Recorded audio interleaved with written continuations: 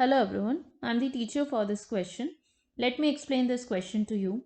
The question says, what is a clone and why do the offsprings formed by the asexual reproduction they exhibit the remarkable similarity?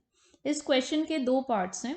First part में ये पूछा गया है clone क्या होता है और सेकेंड पार्ट में ये पूछा गया है कि जो ऑफस्प्रिंग्स एसेक्सुअल रिप्रोडक्शन से बनते हैं उनमें इतनी सिमिलैरिटी कैसे देखी जाती है. So let us first understand what is a clone. Clone are the organisms formed by the asexual reproduction. जो asexual reproduction से organisms develop होते हैं उन्हें हम clones कहते हैं. एंड ये जो clones होते हैं ये genetically identical होते हैं. Clones are actually genetically identical to their parents. अब क्वेश्चन ये अराइज होता है कि ये क्लोन्स अपने पेरेंट्स से जेनेटिकली आइडेंटिकल क्यों होते हैं. Let us understand this reasons behind the remarkable similarity between the offsprings found by asexual reproduction. Asexual reproduction से जो ऑफस्प्रिंग्स या ऑर्गेनिजम्स डेवलप होते हैं उन्हें हम क्लोन्स कहते हैं और वो अपने पेरेंट्स से जेनेटिकली आइडेंटिकल होते हैं. चलिए हम इसको समझते हैं. देखिए एसेक्सुअल रिप्रोडक्शन इस टर्म को अगर हम समझना चाहते हैं तो हमें इस एसेक्सुअल को स्प्लिट करना होगा. ए मीन्स विदाउट और जो सेक्सुअल टर्म है इसका मतलब होता है fusion.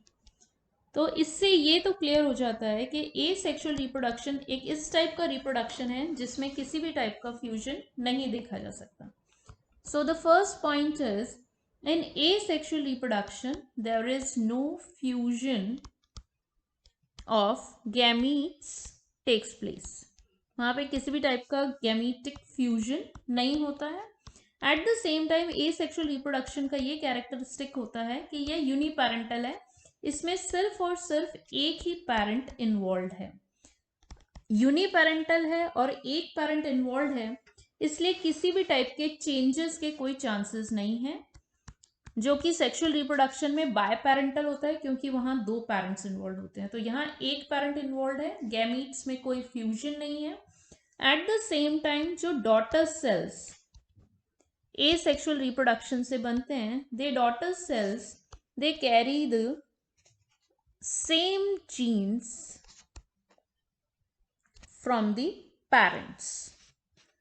So we can say उनके पास में पेरेंट्स के टाइप जीन्स होते हैं, सिमिलर जीन्स होते हैं और इसीलिए जो डॉटर सेल्स में जो कैरेक्टर्स होते हैं they are also similar to that of the parents. क्योंकि जीन्स ही हर कैरेक्टर को कंट्रोल करते हैं इसलिए आप ये देखेंगे किसी टाइप का गैमेटिक फ्यूजन नहीं है. गैमेटिक फ्यूजन नहीं होने से कोई भी रिकॉम्बिनेशन या किसी भी टाइप का वेरिएशन डेवलप नहीं हो सकता. जो इंडिविजुअल्स या जो ऑफस्प्रिंग्स क्लोन्स एसेक्सुअल रिप्रोडक्शन से डेवलप होते हैं वो अपने पेरेंट्स की कार्बन कॉपीज होते हैं. एक और इम्पॉर्टेंट पॉइंट जो एसेक्सुअल रिप्रोडक्शन में होता है यहाँ पर माइटोसिस डिवीजन होता है.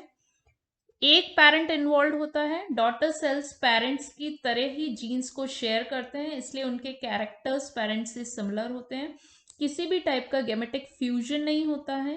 कोई रिकॉम्बिनेशन नहीं होता इसलिए कोई वेरिएशंस नहीं होते और इसी वजह से जो ऑफस्प्रिंग एसेक्सुअल रिप्रोडक्शन से डेवलप होते हैं they are genetically identical to their parents. वो अपने पेरेंट्स से रिजेंबल करते हैं. I hope the explanation is clear to you. Thank you.